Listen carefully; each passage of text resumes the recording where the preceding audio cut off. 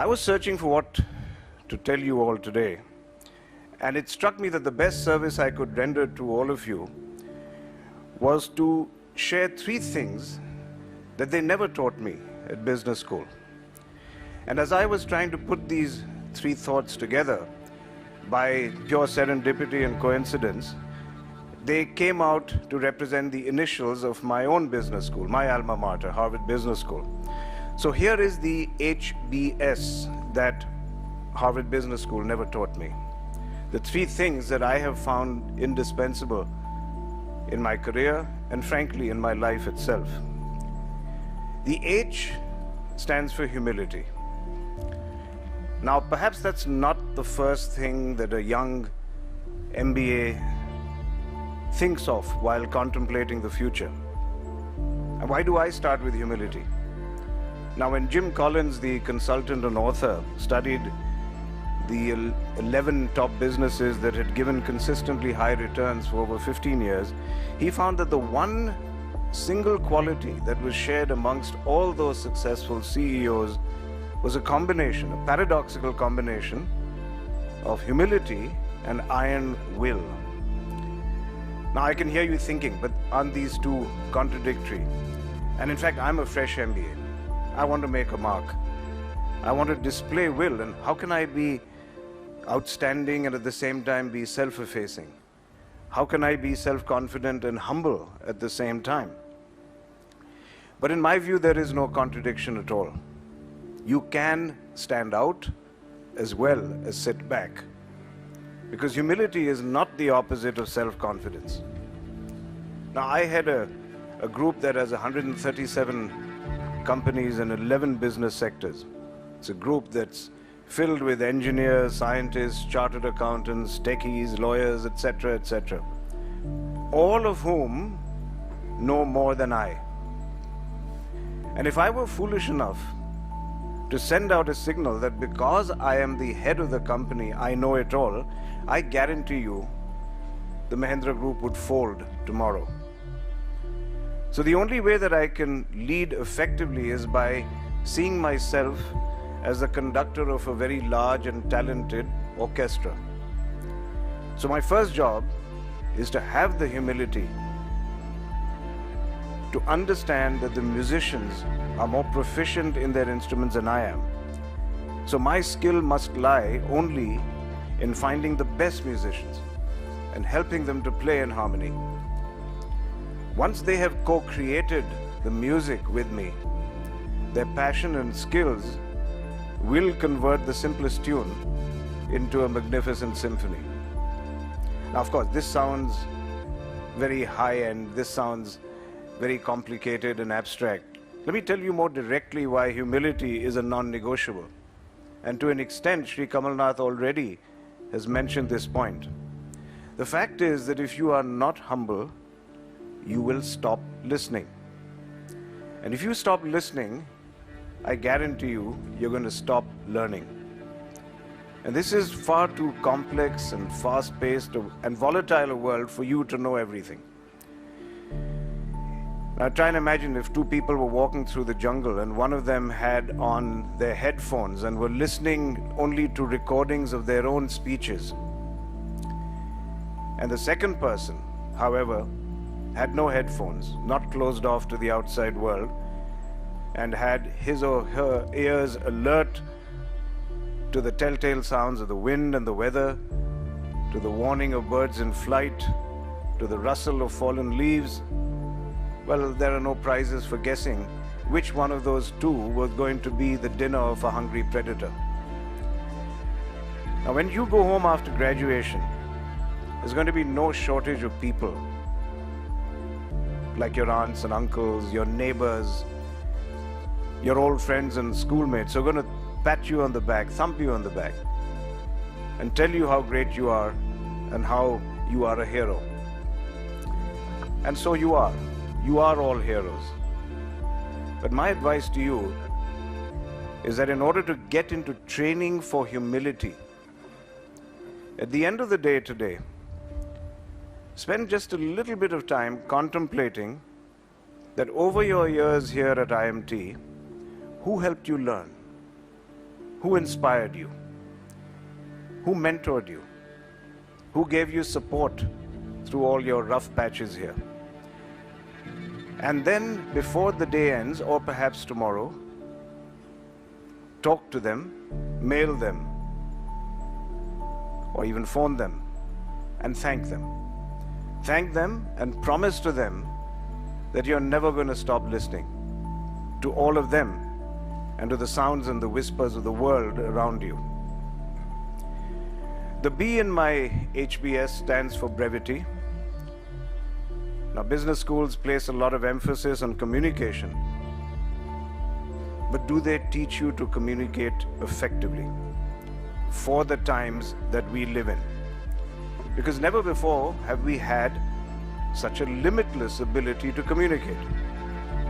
More text messages are sent in a day than the entire population of the planet. More information is generated in one day, every day, than was generated between 0 BC and 2000 AD. So it's super easy to communicate, but it's super hard to be heard. Brevity speaks. It forces you to find simple ways to convey complex thoughts. Nehru's famous Tryst with Destiny speech was famously short. And Ernest Hemingway, the famous American writer, he once wrote an entire story in less than 10 words. Some of you may know this. This was it. For sale, baby shoes, never worn. Just 6 words. For sale, baby shoes, never worn. And when you think about it, he encapsulated and compressed an entire tragic story in 6 words. Now, why am I emphasizing something that might sound very trivial? But let me tell you, I'm sharing one of my greatest frustrations and challenges on a daily basis. In this VUCA world, as we all know it now, VUCA is now the acronym for volatility, uncertainty, complexity, and ambiguity. What we need in this VUCA world is speed and agility to navigate our way forward. It's like playing a very speedy, complex video game with absolutely no margin for error. And yet I find in our own business, every day in meetings and encounters, every day the underlying reality of a situation and our own progress is always impeded by long explanations, by circuitous arguments, by taking so long to express ourselves and communicate with others. And let me tell you, clumsy and long-winded communication masks reality. It prevents analysis. And ultimately, I think business schools and leadership institutes will miss the mark if they try to remake people into someone different from who they actually were when they entered. And I tell you, it isn't worthwhile trying to emulate someone else, no matter how brilliant they are. When Mr. Kamalnath persuaded me to give this address, he said, well, the students at IMT Ghaziabad enjoyed your address, you're a role model now, so it's your duty to speak. But as I stand here, frankly, I earnestly hope that I won't be your role model. I just want to be somebody who you analyze and whose mistakes and successes you learn from. When I was growing up, my parents told me not to see any one single person as a role model. They advised me to see and study and learn from everyone I possibly could, to build a composite person from a bin of parts, create somebody who would be ideal, but where I'd learn from everyone. Because they felt that a single role model would be far too constricting. If anything, I should create a virtual model which would have something that was just a bit of me, something inimitable, something that others would regret trying to imitate because it would make them untrue to themselves. So my parents taught me to be true to myself, even if it meant departing from society's expectations. And I believe I did listen to them, and I was being true to myself when I resisted going down the path of studying law or medicine or engineering as an undergraduate and studied filmmaking. But I was being equally true to myself when I decided to end my exploration and to join the family business, but to use that platform as a canvas for the creativity that filmmaking had taught me. That was my parents' greatest gift to me, to teach me to know myself, to stay grounded, and to take the path that felt right for me. Now here too, I should tell you why I think this is not just some fuzzy and abstract thought, and why I think it has relevance to business. Once again, in this volatile and crazy world of ours, competing to win is about innovation. You see, Kamalji, I told you, you took away all my points right in the beginning. It's about creativity. It's about differentiation.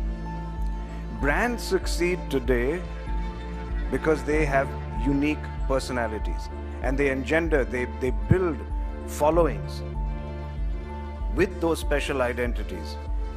They develop a cult following that wants to respect those very unique and special attributes of those brands. And if you are too busy following some role model and are not completely aware of who you are, then frankly, I don't think you have any chance at all to create products or services which are self-aware and have their own unique personalities. So in closing, let me also say that I have found these attributes which I mentioned, humility, clarity and brevity of thought, and self-awareness, to be a prescription not just for business effectiveness, but for personal happiness as well. Now, this, of course, is my story.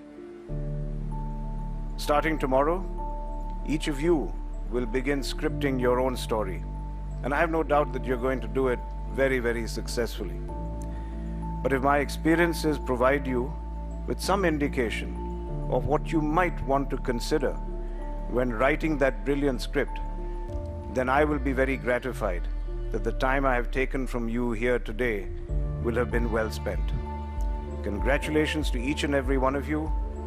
Good luck and Godspeed.